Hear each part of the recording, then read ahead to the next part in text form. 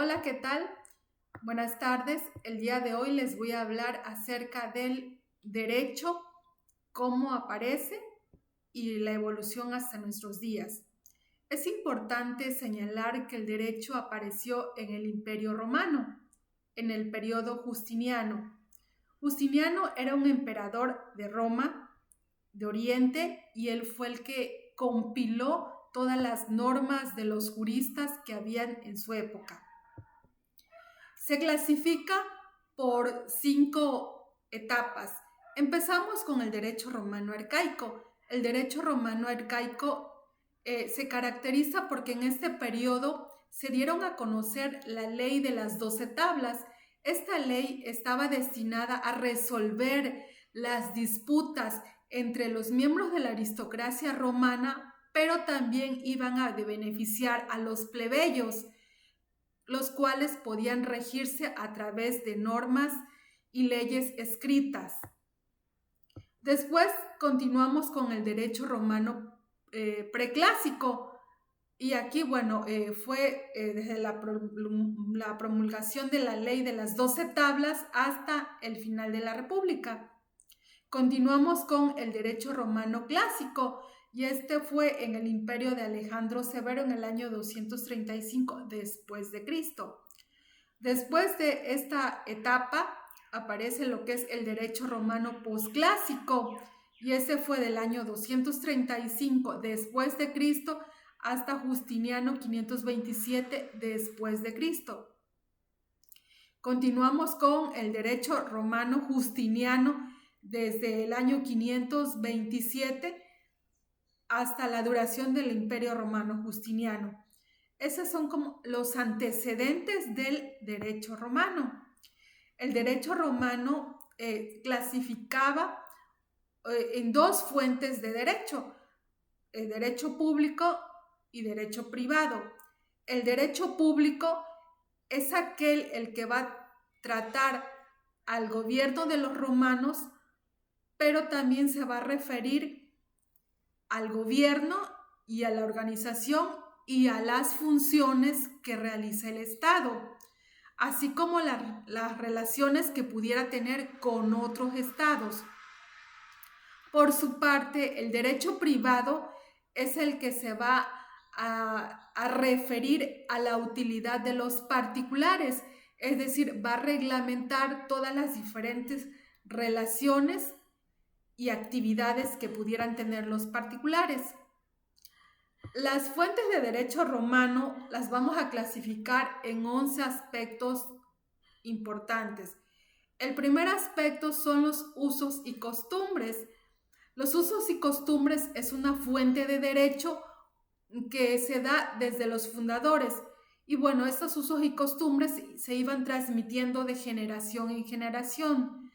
Hoy no está lejos de nuestra realidad, debido a que nuestro país se rige en algunos lugares por los usos y costumbres.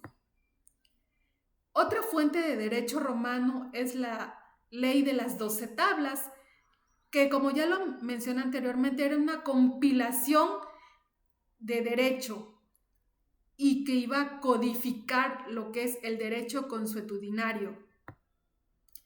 Otra fuente de derecho son los plebiscitos.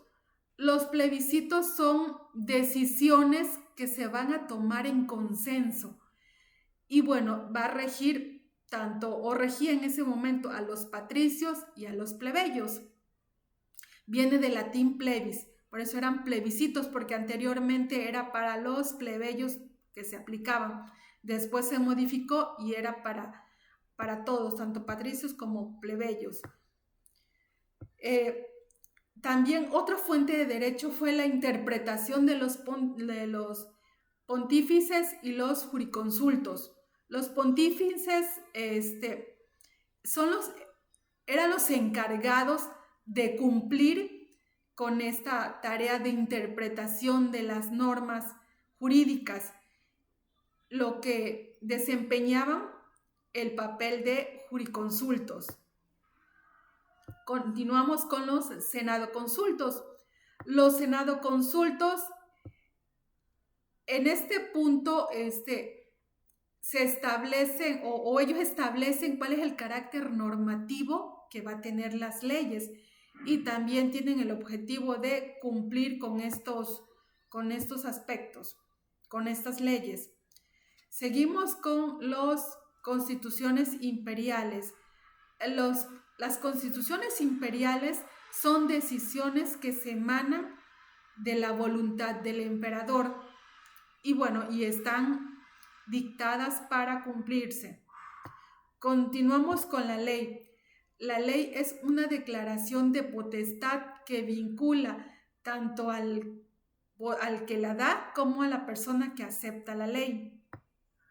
Otra fuente de derecho son los edictos de pretor. Los edictos de pretor son reglas que tienen los magistrados encargados de cumplir la justicia civil. Otra fuente de derecho es la de edicto de Salvio Juliano. Este edicto tiene la función de hacer cumplir la ley, pero de no modificarlo y aplicarlo tal como está.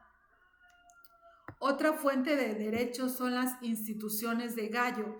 Las instituciones de Gallo son instituciones encargadas de la enseñanza del derecho.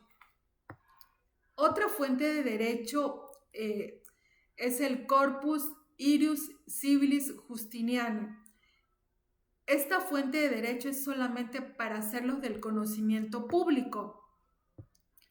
Actualmente, las fuentes de derecho tienen una validez y son reconocidas también y se pueden crear, se pueden modificar, se pueden derogar y son de carácter jurídico. Las fuentes de derecho son formales, reales, históricas y son formales porque tienen una norma legal. Son reales porque están basados en valores, en principios, en criterios tanto sociales, ¿verdad?, como, morales. Y son históricas porque todas las fuentes de derecho tienen un carácter histórico. Se realizan o toman como referencia lo que ha sucedido anteriormente. Pero para esto, estas fuentes de derecho históricas tienen su referencia con la legislación. La legislación es una ley que es dictada por una instancia competente del Estado. Los principios de derecho son los que van a revelar lo que es la razón y la conciencia que va a encerrar una verdad universal y jurídica. La costumbre también es otra fuente de derecho histórica, pero aquí en la costumbre es lo que se va transmitiendo de generación en generación.